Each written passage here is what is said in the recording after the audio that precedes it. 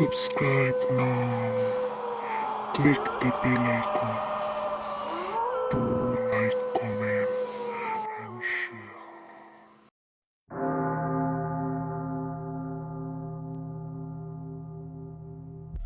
শুরু হচ্ছে লি মাউন্টফোর্ডের লেখা জঙ্গলে অমঙ্গলের ছায়া।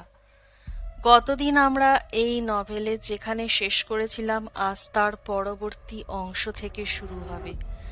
আজ আপনারা শুনবেন এই নভেলের ষষ্ঠ পর্ব।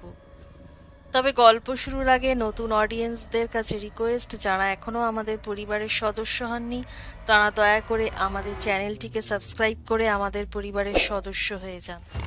আমাদের এরকম যত ধারাবাহিক নভেল আছে প্রত্যেকটির আগে পরের পর্বের লিঙ্ক দেওয়া আছে নিচের ডেসক্রিপশন বক্সে। তো শ্রোতা বন্ধুরা, শুরু করছি লি মাউন্টফোর্ডের লেখা জঙ্গলে অমঙ্গলের ছায়া। আজ পর্ব 6। টনি বলল, আমরা আজ রাতে পালা করে পাহারায় থাকবো। এ তো আর বাড়ি নয়, শতাব্দী প্রাচীন এক ট্রপিক্যাল অরণ্য। এখানে রাত বিরেতে তো একসঙ্গে সবাই নাক ডাকিয়ে ঘুমোতে পারি না। কি বলো সবাই? টনির প্রস্তাবটা মনে ধরল রবার্তার। সে বলল, আমরা কয়েকটা night vision camera set up করে রাখবো। জানোই তো আমাদের ব্যাটারি পাওয়ার বেশি নেই, তাই বেশি নয়, একটা রাখলেই যথেষ্ট। একটা উঁচু গাছের ডালের ওপর সেট আপ করে রাখলে নিচে আমাদের পুরো ক্যাম্পটার ভিউ দেখা যাবে। জেমস এবার কতকটা গম্ভীরভাবে বলল, আমার মনে হয় ভোর পর্যন্ত আমাদের কাউকে না কাউকে পালা করে পাহারায় থাকা উচিত। বিশেষ করে রাত 3টের পর বিশেষ সতর্কতা অবলম্বন করতে হবে আমাদের। কারণ রাত 3টের পর থেকেই শুনেছি ভূত প্রেত অশুভ শক্তিরা সক্রিয় হয়ে ওঠে। ওই সময়ের পর থেকেই ক্যামেরা চালু রেখে দিতে হবে ভোর পর্যন্ত। কিছু না কিছু উঠে আসবেই। কেন এবার বলল, আইডিয়াটা তো ভালোই, বাকিরা কি বলো? আজ আমরা অনেকটা রাস্তা ট্রাভেল করে এসেছি, শরীর মন দুই ক্লান্ত। পালা করে রাত হয়তো আমরা জাগতে পারবো না। কেনের সঙ্গে একমত হলো টনি। টের পাচ্ছে তারও গায়ে গতরে বেশ ব্যথা ধরে গেছে। সে বলল, ঠিকই বলেছ কেন, আজ আমরা সবাই খুব টায়ার্ড আছি। তবু আজ আমরা অনেক রাতে ঘুমোবো। তার আগে ক্যামেরা সেট আপ করে রাখবো গাছের ওপরে। আগামীকাল থেকে প্রতি রাতে পালা করে পাহারায় থাকবো আমরা। রবার্তা বলল, আমিও তোমাদের কথায় সমর্থন করছি। আজ রাতে আমাদের সবারই রেস্ট দরকার। সামনে এখনো একটা পুরো সপ্তাহ পড়ে আছে। কেন খুশি হয়ে বলল, যুক্তিপূর্ণ কথা বলছো রবার্তা। জেমস এবার নাক কুঁচকে বলল, ভেরি বোরিং, তবু তোমাদের সঙ্গে একমত হলাম। কথায় কথায় রান্না শেষ হয়ে এলো ওদের। কাগজের প্লেটে খাবার নিয়ে বসে গেল ওরা 4জন। টনির কাছে খাবারের স্বাদটা অপূর্ব লাগছিল। আসলে প্রচন্ড খিদের মুখে এই সামান্য খাবারটুকুই ওর মুখে যেন অমৃতের স্বাদ এনে দিচ্ছিল। দলের বাকিদের অবস্থাও তাই। চোখের নিমেষে সবাই খুব তাড়াতাড়ি খাওয়া সেরে ফেলল। খাওয়া চলাকালীন কেউ কোনো কথা বলছিল না নিজেদের মধ্যে। ক্ষুধা রাক্ষসকে প্রশমিত করতে এতটাই ব্যস্ত ছিল সবাই। ক্রমশ অন্ধকার জাঁকিয়ে বসতে লাগলো প্রকৃতির বুকে। ওপরে, অনেক ওপরে, উঁচু উঁচু গাছগুলোর ডালপালার ফাঁক দিয়ে ফিকে হয়ে আসা নীল আকাশের সামান্য অংশ মাঝে মাঝে দেখা যেতে লাগলো। আকাশের রং এখনো পুরোপুরি কৃষ্ণবর্ণ ধারণ করেনি। খাওয়া দাওয়ার পাট চুকিয়ে সবাই আগুনের ধারে গোল হয়ে বসে আগুন পোহাতে লাগলো। টনির কিরকম যেন অস্বস্তি হতে লাগলো। থেকে থেকেই পিন ফোটার মতো কিছু যেন ওর পাছা আর উরুর তলায় বিঁধতে লাগলো। শেষমেশ নিজের গায়ের ওয়াটারপ্রুফ জ্যাকেটটা খুলে পেতে তার ওপর বসল সে। রবার্তা বলল, কেন, ব্ল্যাক ফরেস্টের ইতিহাসটা আমাদের আর একবার একটু শোনাও তো। যদিও আমার মনে আছে তুমি সেদিন কি কি বলেছিলে, তবু আমি জানতে চাই যে এই বনের খবর তুমি কিভাবে কোথা থেকে জানতে পারলে। তুমি বলেছিলে তুমি এরই কাছাকাছি একটা অঞ্চলে ছোট থেকে বড় হয়েছো। এটা আমার ঠিক বিশ্বাস হয় না, কারণ তোমার কথায় আমি কোনো স্কটিশ টান লক্ষ্য করিনি আজ পর্যন্ত। রবার্ট তার কথায় মুচকি হাসল। কেন বলল, 10 বছর বয়সে পা দেবার আগেই আমি ইংল্যান্ডে চলে আসি। আমার বাবা কর্মসূত্রে ইংল্যান্ডে আসেন, তাইতেই আমার মা আর গোটা পরিবারকেই ইংল্যান্ডে মুভ করতে হয়। রবার্ট তা জিজ্ঞেস করল, তারপর আর কখনো এখানে আসাই হয়নি? ওর প্রশ্নে মাথা নাড়ল কেন। বলল, সত্যি বলতে কি, এতদিনে কখনো এখানে আসার প্রয়োজনই পড়েনি। আমার আসল বেড়ে ওঠা ইংল্যান্ডেই হয়েছে, তাই এখানকার কথা খুব একটা মনে পড়তো না। আচ্ছা আচ্ছা মনে আছে। জেমস এবার প্রশ্ন করল, তার মানে আমালি তোমার হোম টাউন ছিল? কেন উত্তরে বলল, আমালি ঠিক নয়, এখান থেকেই কিছুটা দূরে একটা জায়গায় আমাদের আদি বাড়ি ছিল। কিন্তু এর আগে কখনোই আমি আমালি বা ব্ল্যাক ফরেস্টের নামও শুনিনি। এই ফরেস্টকে নিয়ে যে একটা লেজেন্ড চালু আছে, তা ক্রমশ একদিন বিস্তার লাভ করে। অনেকেই অবশ্য এইসব লেজেন্ড ফেজেন্ড বিশ্বাস করেনি, এখনো করে না। কিন্তু এখানে যে একটা বিশাল অরণ্য আছে, এটার কথা বরাবরই শুনে এসেছি আমার মা বাবার কাছে। মনে আছে, একবার এক দম্পতি এই বনে ঢুকে হারিয়ে যাবার পর থেকেই যত সব রটনা শুরু। আমার মাত্র 6 বছর বয়স তখন, অত শত বুঝতাম না। তবে সেই নিরুদ্দেশের ঘটনাটা নিয়ে এই অঞ্চলে ব্যাপক হইচই হয়েছিল, এটুকু আবছা আবছা মনে আছে আমার। ব্ল্যাক ফরেস্টের রহস্যময়তার ব্যাপারে সর্বপ্রথম আমি শুনেছিলাম আমার কাকার কাছে, তাও সেই ছেলেবেলায়। তারপর তো আমরা ইংল্যান্ডে চলে গিয়েছিলাম। তারপর কোথায় আমালি, কোথায় ব্ল্যাক ফরেস্ট। ইংল্যান্ডের দৈনন্দিন ব্যস্ত শহুরে জীবনে আর এই মিস্টিরিয়াস জঙ্গলটাকে নিয়ে ভাববার অবকাশই হয়নি কোনোদিন। কিন্তু মাথার ভেতরে কোথাও থেকে গিয়েছিল এই ব্ল্যাক ফরেস্ট। আর তারপর এই প্যারানর্মাল ইনভেস্টিগেশনের কাজ করতে করতেই একদিন মাথায় হঠাৎ খেলে গেল এই ব্ল্যাক ফরেস্ট নিয়ে একটা সার্ভে করার কথা। জেমস বলল, অনলাইন সার্চ করেও তো এই ফরেস্টের ব্যাপারে কিছু তেমন জানতে পারোনি? কেন উত্তরে বলল, খুবই সামান্য কয়েকটা নিখোঁজ খবরের কথা মেনশন করা ছিল শুধু। আর ছিল এই বন নিয়ে দীর্ঘদিন ধরে প্রচলিত একটা লোকাল লেজেন্ডের কথা, তবে বেশি ডিটেলসে ছিল না। সেটা অবশ্য অস্বাভাবিক কিছু না। নানা দেশে নানা জিনিস নিয়ে কতই না ওরকম লোককথা, কতই না কিংবদন্তি প্রচলিত থাকে। সবগুলো কি সেরকম পাবলিসিটি পায়? এই এটাও সেই রকম।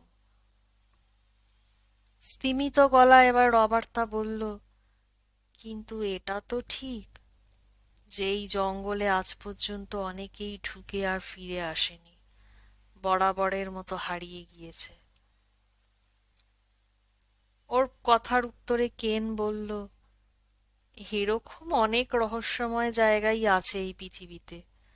ব্ল্যাক ফরেস্ট নিয়ে প্রচলিত কাহিনী যে কোনো কারণেই হোক এই আমালি আর তার চারপাশ ছাড়া বেশি দূর ছড়িয়ে যেতে পারেনি। জেমস বলল, আমি এজন্য কৃতজ্ঞ তোমার কাছে। আমরাই একমাত্র এই বনের রহস্য উদ্ঘাটনের সুযোগ পাব। আমাদের সোশ্যাল মিডিয়ার মেম্বারদেরও নতুন কিছু উপহার দেওয়া যাবে। পুরো ব্যাপারটাই দারুণ হবে আমাদের পক্ষে। এবার রবার্ট তা প্রশ্ন করল, তাহলে তোমার কাকার কাছ থেকেই এই বনের ব্যাপারে অর্ধেক শুনে নিয়েছিলে তুমি? মাদার সিবেট, এই বনের ভেতর বহুকাল আগে হারিয়ে যাওয়া একটা লোকালয়, এমনকি কিভাবে এই বনের নাম ব্ল্যাক ফরেস্ট হলো, এই সব কিছু তোমার কাকাই বলেছিলেন তোমাকে? কেন বলল, খানিকটা বলতে পারো। তাও এইসব রহস্যজনক নিরুদ্দেশের ঘটনাগুলোর পরে যখন এই অঞ্চলে এই ব্ল্যাক ফরেস্ট নিয়ে কানাঘুষো শুরু হলো, তখন আমরাও তখনও এই অঞ্চলেই বাস করতাম। তারপর ইংল্যান্ডে ফিরে যেতে ব্ল্যাক ফরেস্ট নিয়ে কখনো আলোচনা হয়নি আমার আর কাকার মধ্যে। জেমস এবার প্রশ্ন করল, এনিওয়ে, এই কাহিনীর প্রথম পার্টটা কি ছিল? অতীতের কবর খুঁড়ে যতটুকু জানা আছে তোমার সেটাই বলো আমাদের। তবে 1 মিনিট, এই পর্যন্ত বলি ঝড়াক করে উঠে দাঁড়িয়ে তারপরেই জেমস একরকম ছুটে গেল টেন্টের ভেতরে। মিনিট খানেকের ভেতরেই নিয়ে এলো রেকর্ডার আর ক্যামেরাটা। আমাদের অডিয়েন্সদেরও এসব ব্যাক স্টোরি জানা উচিত। রেকর্ডার অন করে ক্যামেরা কেনের দিকে তাক করতে করতে জেমস বলল, যখন আমরা আমাদের সোশ্যাল মিডিয়া এগুলো আপলোড করব, ওরা এই ফরেস্টের পুরো ব্যাক স্টোরি জানতে পারবে তোমার মুখ থেকে। কেন প্রতিবাদ করে কিছু বলতে যাচ্ছিল, কিন্তু জেমস ওকে থামিয়ে দিয়ে বলল, একবার ভাবো, আমরা তো একটা ডকুমেন্ট লিখতে পারতাম আমাদের এই সার্ভে নিয়ে, কিন্তু তাতে কি প্রমাণ হতো? কিন্তু এখানে ভিডিও রেকর্ডিং হচ্ছে আমাদের মিডিয়াম, সব কিছু ক্যামেরায় তোলা থাকবে, সব কিছু রেকর্ডিং এ থাকবে। লোকে নিজের চোখে ব্ল্যাক ফরেস্টকে দেখবে, এর ব্যাপারে শুনবে। জায়গাটা দেখতেও বেশ স্ক্যারি, এটা তো ঠিক, আমাদের অডিয়েন্সরাও দেখবে সেটা। কেন বলল, তোমার কথার যৌক্তিকতা বুঝতে পারলাম, এবার আমায় কিছু বলার সুযোগ দাও। জেমস বলল, আচ্ছা বেশ বেশ, বলো। রবার্ট আর টনি কেনের পাশ থেকে উঠে এসে জেমসের পেছনে এসে দাঁড়ালো। কেনকে লক্ষ্য করে জেমস বলে উঠল, রেডি? রেডি, ক্যামেরা অন, বলে একটু নড়ে চড়ে প্রস্তুত হয়ে বসলো কেন। ক্যামেরা চালু করে দিল জেমস। একটু কেশে কেন বলতে শুরু করলো, স্থানীয়দের কাছ থেকে আমরা জানতে পেরেছি 1600 শতকের কোনো এক সময় এই ব্ল্যাক ফরেস্টের ভেতর একটা লোকালয় ছিল। একটা বনের ভেতর জনবসতি গড়ে তোলাটা বেশ অস্বাভাবিক একটা ব্যাপার। তবে আজও এটা স্পষ্ট নয় কেন ওই সময় ওই অঞ্চলের কিছু মানুষ এই ব্ল্যাক ফরেস্টের ভেতর জনপদ গড়ে তুলেছিল, কেন তারা বসতি স্থাপনের জন্য এই বনটাকেই বেছে নিয়েছিল। সেই জনপদের কি নাম ছিল তা অবশ্য আমরা জানতে পারিনি। এখানকার কোনো অফিসিয়াল রেকর্ডে সেই জনপদের নাম উল্লেখ নেই। শুধু এই অঞ্চলের মানুষের মুখে মুখেই রয়ে গিয়েছে সেই প্রাচীন জনপদের কথা। গতরাতে আমরা আমালির যে বারে বসে ড্রিঙ্ক করছিলাম, সেই বারের এক বৃদ্ধ প্যাট্রন এই জনপদের ব্যাপারে আমাদের অনেক কথা বলেছিলেন। তিনি অবশ্য এখানে আমাদের আসতে নিষেধও করেছিলেন, সতর্ক করে দিয়ে বলেছিলেন যে এই ব্ল্যাক ফরেস্ট জায়গাটা একেবারেই নিরাপদ নয়। এই বনে এলে নাকি আমাদের বিপদ অবশ্যম্ভাবী। টনি এতক্ষণ হাঁ করে কেনের কথাগুলো গিলছিল। কেনকে এতটা সপ্রতিভ ও আগে কখনো দেখেনি। সত্যি জেমসের একটা অন্যরকম জাদু আছে, যে কারোর ওপর প্রভাব স্থাপন করতে পারে। ওদিকে একটু থেমে কেন ফের বলতে শুরু করল, কাহিনী এটাই বলে যে প্রথম দিকে এই ব্ল্যাক ফরেস্টে স্থিত সেই লোকালয়ের ডেভেলপমেন্ট বেশ ভালোই চলছিল। তারা জঙ্গলের অনেকটা অংশ সাফ করে কাঠের বাড়িঘর বানিয়ে বাস করছিল। তারা বনের বাইরে আমালি সহ অন্য অন্যান্য জনপদের সঙ্গেও বাণিজ্যিক লেনদেনের সম্পর্ক গড়ে তুলেছিল। সবকিছুই ঠিকঠাক চলছিল, কিন্তু একদিন থেকে সবকিছু কেমন যেন উল্টো খাতে বইতে শুরু করলো। দুর্ভাগ্যের কালো মেঘ নেমে এলো এই আপাত নিরীহ জনবসতির ওপর। একদিন থেকে নাকি কি সব অদ্ভুত অদ্ভুত কাণ্ড কারখানা শুরু হয়ে গেল সেই জনপদে। অন্য টাউনের লোক যারা ওই জনপদে ব্যবসা করতে আসতো, তারা নিজেদের হোম টাউনে ফিরে গিয়ে এই ব্ল্যাক ফরেস্টের টাউনের ব্যাপারে অভিযোগ জানাতে লাগলো। তারা একটা অদ্ভুত কথা শোনাল যে এই ব্ল্যাক ফরেস্ট জনপদের লোকেরা নাকি হঠাৎ কি সব অদ্ভুত আচরণ শুরু করেছে। প্রথম প্রথম অল্প অল্প, তারপর ক্রমশ আরো অভদ্র আচরণ শুরু করতে লাগলো এখানকার বাসিন্দারা। এমনকি শেষমেশ নাকি মারমুখ পর্যন্ত হয়ে উঠেছিল তারা। আগের সেই ভদ্র দয়ালু ভাবটা আর ছিল না ওদের ভেতর। হঠাৎ করে তারা কিরকম যেন দিন দিন উগ্র আর মারমুখ হয়ে উঠতে লাগলো। সামান্য ব্যাপারও মারতে আসতো। এমনকি এখানকার বাসিন্দাদের চেহারাতেও ক্রমশ একটা অদ্ভুত পরিবর্তন শুরু হলো। তা হলো সবার চোখগুলো ক্রমশ কোটরগত হয়ে পড়তে শুরু করলো। শরীরগুলো দিন দিন শুকিয়ে যেতে লাগলো, ক্রমশ অস্থিচর্মসার হয়ে পড়তে লাগলো। না, একদিন এই পরিবর্তন হয়নি। অনেক বছর ধরেই এই ব্ল্যাক ফরেস্ট জনপদের বাসিন্দাদের মধ্যে এই পরিবর্তনগুলো সূক্ষ্মভাবে ঘটে চলেছিল। শেষমেশ নাকি তাদের চোখ আর দাঁতগুলো দেখতে নাকি আর মানুষের বলে মনে হতো না। তাদের চোখ আর দাঁতের গঠন সম্পূর্ণ পাল্টে যেতে লাগলো। কেন, কি কারণে তাদের এই দৈহিক আর মানসিক পরিবর্তন শুরু হয়েছিল, বাইরের কেউই কিছু বুঝতে পারেনি।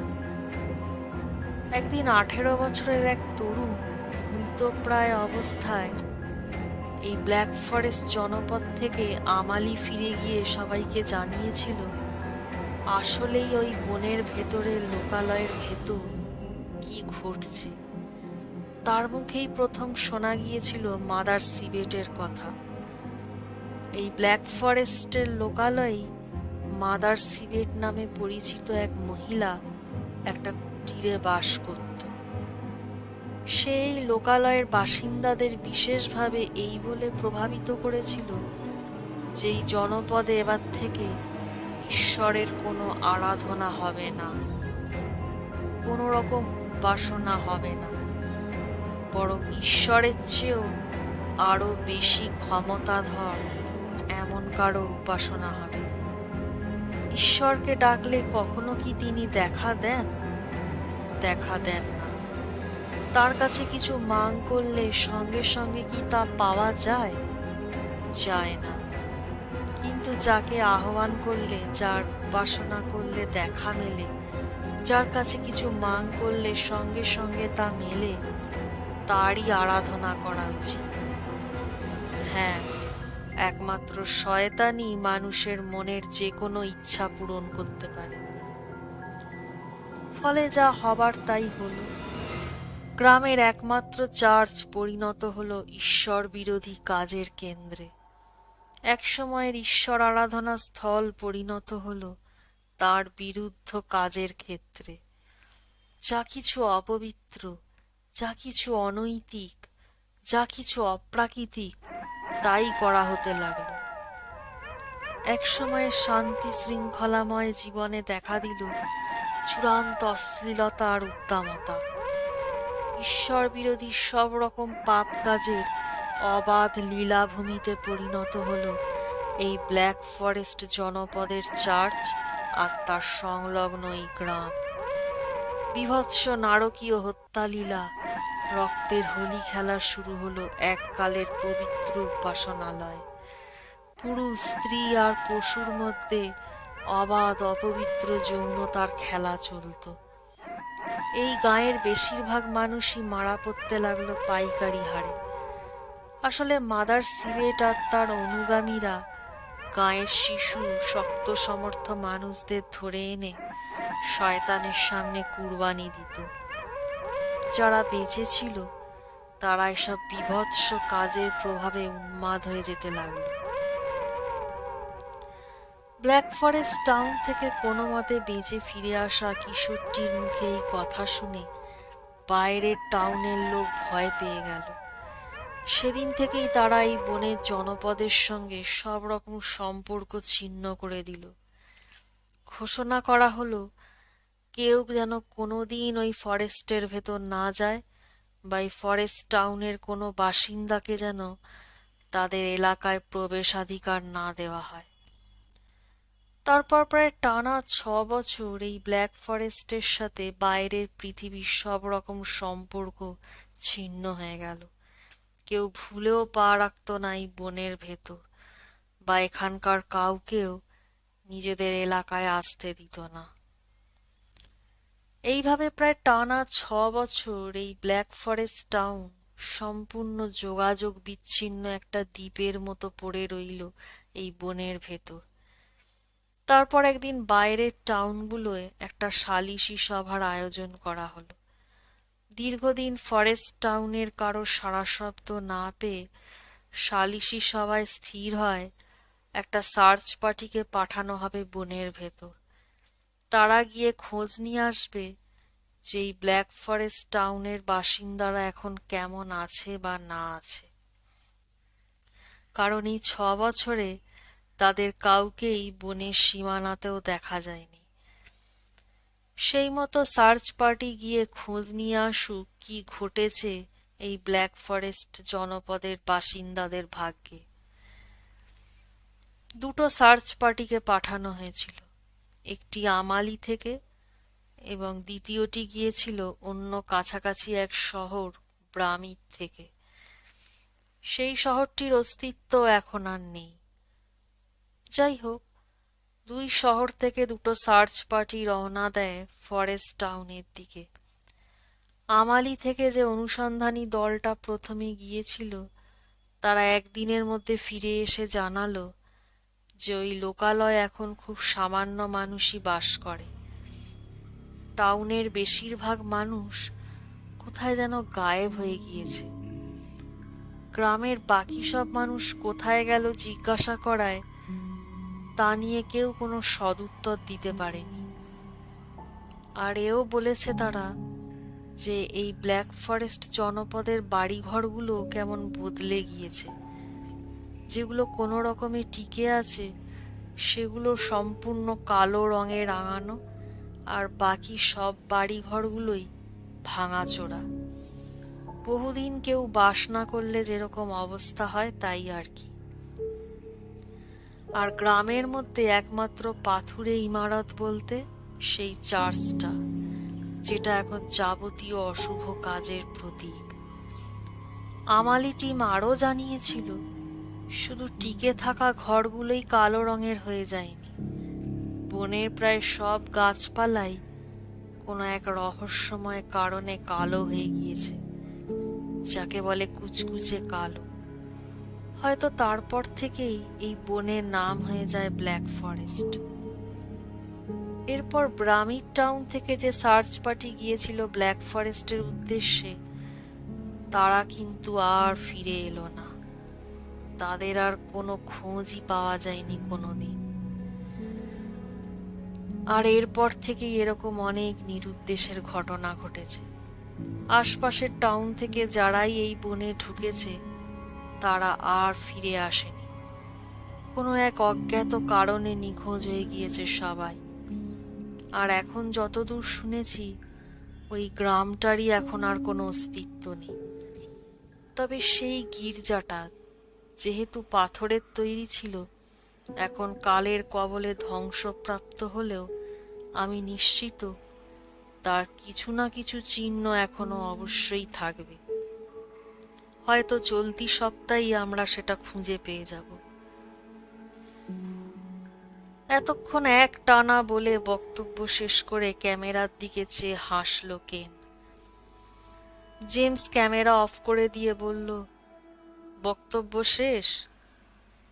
কেন বলল, আমি তাই মনে করি। জেমস বলল, এই বনে ঢুকে নিখোঁজদের ব্যাপারে একটু ডিটেলসে বললে ভালো হতো। যাই হোক, আপাতত পরে বলা যাবে খন। তাহলে কাছেই কোনো একটা গাছের গায়ে ক্যামেরা সেট আপ করা যাক। জেমস বলল, তাই করা হোক। আমার মন বলছে আজ রাতেই আমরা কিছু না কিছু পেয়ে যাবই।